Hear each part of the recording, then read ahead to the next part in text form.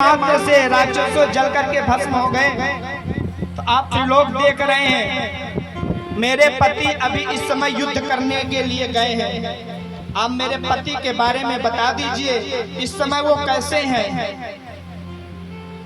वह संत जी ने कहा ठीक है हम बताते हैं। संत जी ने आंख बंद किए। वह संत जी कौन है? वही भगवान नारायण ही है।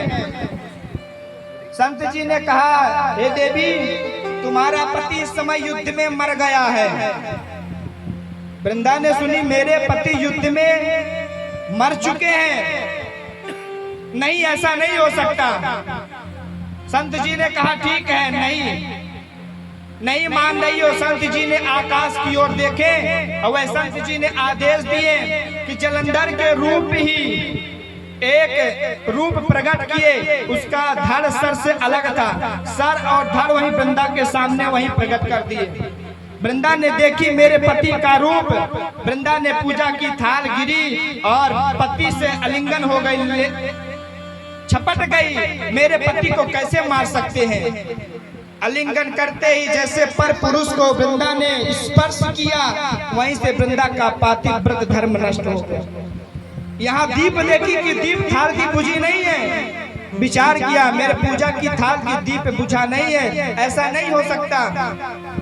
वृंदा खड़ी होती हाथ में जल लेते। संत देव आप अपनी असली रूप को आओ कौन हो, नहीं तो मैं श्राप दूंगी।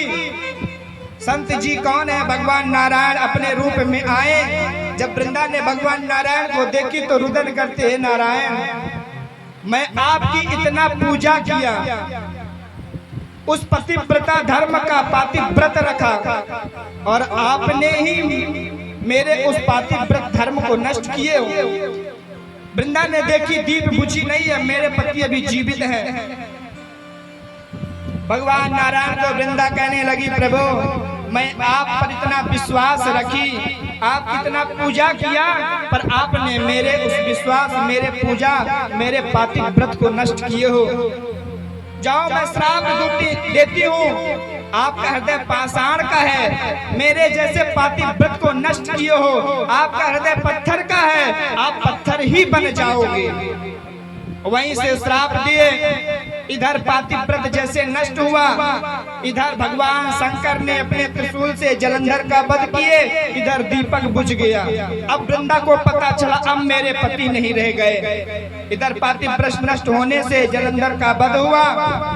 वध हो जाने से वृंदा श्राप देती है आप पाषाण हैं तो जाओ अब पत्थर ही हो जाओ। भगवान ने कहा हे वृंदा देखो आप मेरी पूजा तो करते हो, आप पातिव्रत हो, पर आपका पति इतना दुष्ट था सारे देवलोक में इतना तांडव मचा करके रखा है। बताओ क्या करें? वृंदा ने कही प्रभु आपने मेरे पतिव्रता को तोड़ा, पत्थर ही बन जाओगे। भगवान ने स्वीकार किया। इधर माता लक्ष्मी ने श्राप दिया आपने मेरे पति को श्राप दी हो, जाओ मैं श्राप देती हूँ आप वृक्ष ही हो जाओ। लक्ष्मी के श्राप होने से वृंदा ने उसी स्थान पर अपने योग अग्नि से जल करके भस्म हुआ।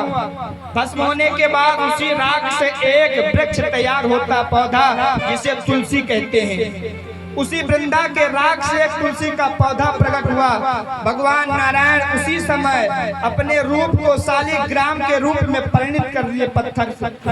और आकाशवाणी करते हैं ध्यान से सुनो आज से तुलसी मुझे अति प्रिय होगी। मेरे सिर में मेरे ऊपर यदि तुलसी दल नहीं चढ़ाया जाएगा वह पूजा कभी पूर्ण नहीं होगी। मेरे भोग में यदि तुलसी दल नहीं रखा जाएगा वह भोग मुझे स्वीकार नहीं है। वहीं से भगवान नारायण ने तुलसी को स्वीकार किए कि तुलसी मुझे अति प्रिय है, मेरे जब तक ऊपर नहीं चढ़ाई जाएगी तो कोई पूजा सफल नहीं होगी और वह भोग मुझे स्वीकार नहीं होगा। इधर माता लक्ष्मी के श्राप से वह सुंदर तुलसी का वृक्ष बने। भगवान भोले नाथ ने जलंधर का वध किया। भगवान नारायण ने शालिग्राम के रूप में परिणित हुए। बोले शालिग्राम